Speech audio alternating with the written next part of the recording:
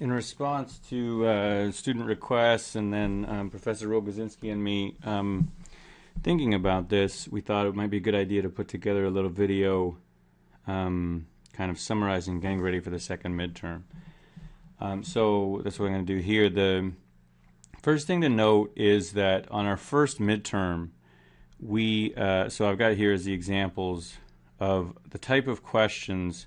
I mean, we can put questions into lots of different types, but for our purposes, so far we've really only looked at, or you've on your first midterm, we're asked questions that we sort of wrote them expecting you to be able to answer them in the allotted time, fully and completely, put a bow on it, that kind of question.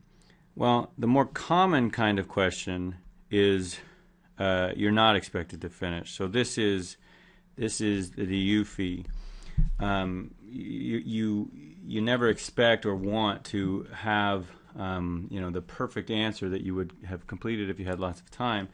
Instead, you're just basically maximizing and trying to figure out how can I answer this question as best I can in the time. So in the time given.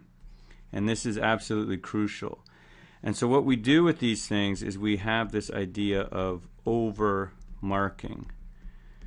So what we do is we say, okay, the question is going to be out of whatever. So actually, the perfect example of this is problem 2 that we did in class. And so I'll just flip there for a second. We did this question in class, if you recall. And when it was given, they were given 50 minutes to do it.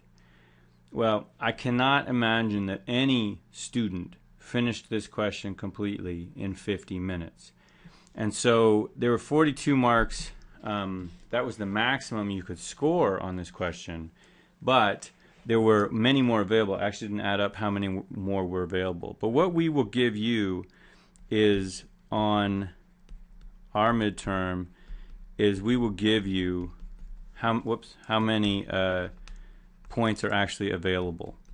And so what you should take from that, when you see these questions, if you see a question that has the marks available being larger than the marks, the total marks, then you should note to yourself that they wrote a question or they set a question that they did not expect me to finish completely. Meaning, what I want to do is I want to go through and do as much as I can, but I want to pay super, super close attention to the time allotted. Because if I go over that time, I understand that based on how the professor set the exam, I am now stealing time from another question. So it's important to note that that is the approach that we're going to take to this exam. It's possible that we'll have questions that will have over-marking on them. Okay, so please understand that.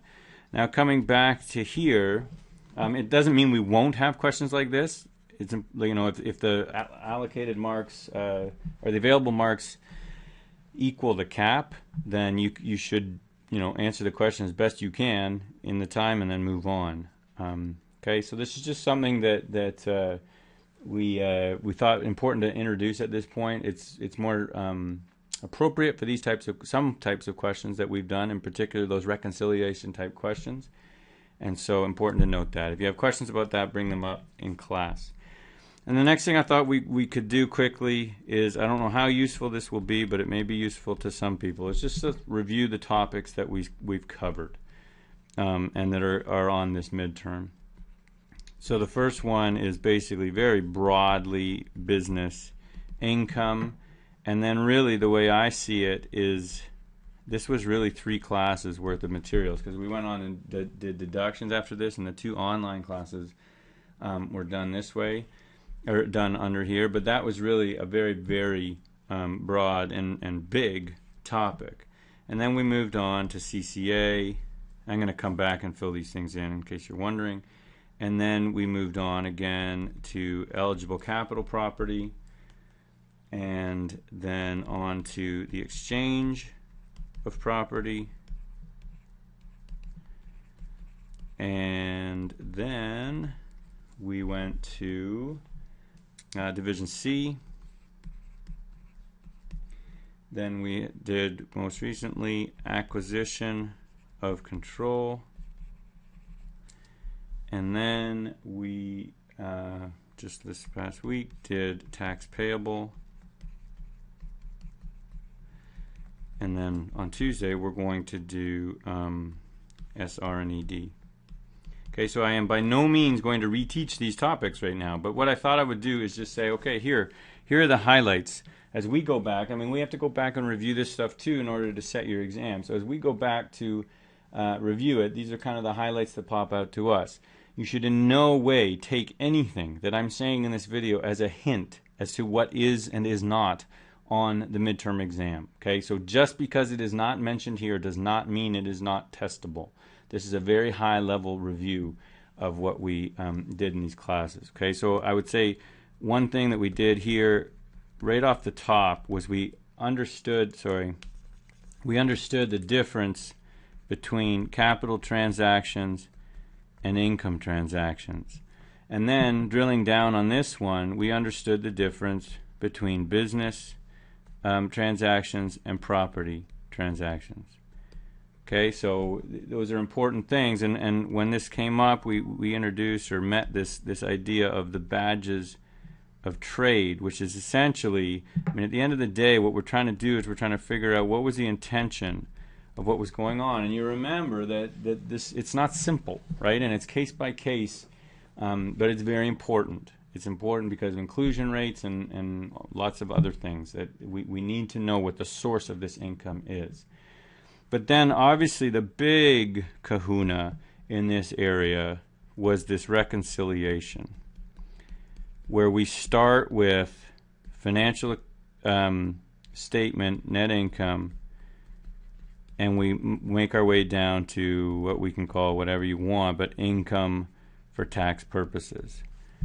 Okay, and this was, if we recall, all that's going on here are plus or minus adjustments. And so this was just a whole bunch, and remember, this is mostly what we're doing here. These adjustments are all about, so let's just do this here, all about, one, is it deductible for tax? Right, and if it was already taken for income, if it is, and then we go on, if it was taken for financial statement income, we just leave it alone because it's already in the income number. If not, we have to add back or subtract. And if it is, so deductible, I mean, that's a bit of an oversimplification, right? Because we have these idea of gains that we need to take out, but in general, we're talking about deductibility of things. And if it is, if it's deductible, then we also have the question of when, right? So we've met lots of things that the Income Tax Act, and this is really sections 18 and 20, that we saw all these little, you know, by no means do we want you to make a complete list, because it would be virtually impossible to do so, of everything we've seen in 18 and 20, but we understand the principles of it that say, this is not deductible under Section 18, because Section 18 is basically the thou shalt not section. But then 20 comes along and says, okay, but we need to make some exceptions to get some of the, I think we use the analogy, the dolphin out of the tuna nets, right? We have to make sure that some things that are absolutely in the nature of earning income should be allowed to be deducted. And so I don't have a place to send you for the complete list, but as you look at over the problems that we've done, hopefully it starts to make a bit of sense that if something is not deductible, immediately deductible because 18 denies it, then there's usually another way that it ends up getting deducted. So it may get added to the cost of an asset. It may get capitalized itself for tax purposes and then amortized, whereas financial accounting let it be deducted. Or in the case of like interest and penalties on income tax or anything owed under the Act, it will never be deductible. But for the most part, we found ways to get them to be deductible. All right, so it's the best I can do in summary of that, but that's obviously a big part of it, of what we've done so far. Okay, then capital cost allowance, CCA. I mean, we met this idea of classes, and each of them has their rates. We met the half-year rule, which hopefully is not overwhelming. We met the idea that we have to prorate short years. So the question we did in class, we only prorate everything if the tax year is not 365 days. And we met these idea of terminal losses. and recapture, and we need to understand when those arise and what they when they have to be recognized, when they go to taxable income, all those things. But in a nutshell, I think that's basically it. And then eligible capital property really built on this, and I think in most people's mind is not as confusing. The confusing part is when is something eligible capital and when isn't it? And if you figure that out, well, we have this one class, we have one rate, we have no half-year rule, and everything comes in at 3/4, and really that's about it, right? It's the in and the out. We have the same sort of idea of when it goes negative, what happens, right? So this comes down here, but anyway, we need to understand the basics of that. When we looked at exchange of property, we really focused a lot on the replacement property rules. Okay, now that does not mean that that's all there is, but that was our focus, and so we've already seen questions on the discussion board about change in use and things like that. If we didn't cover it, it's not going to be examined. Replacement property. Okay, and so when we looked at this, we understood that we have, for the most part, these rules apply when it's involuntary. So it's destroyed or by some natural disaster or some other thing, or it's expropriated. But then we saw these cases where voluntary is allowed. But really, we understood that this is former business property, which we translate as land and building. And then we also met this additional 44.6, which was additional deferral. And we saw that in the problem that we did, which basically said, okay, really, when you go back to review the replacement property rules, you just need to, in a nutshell, say, what are they meant to do? And, ask yourself that, and I think that the common sense sort of falls out of them. Then we also met this one exception under 1321.1, which basically you just understand as the no terminal loss when land and building are sold.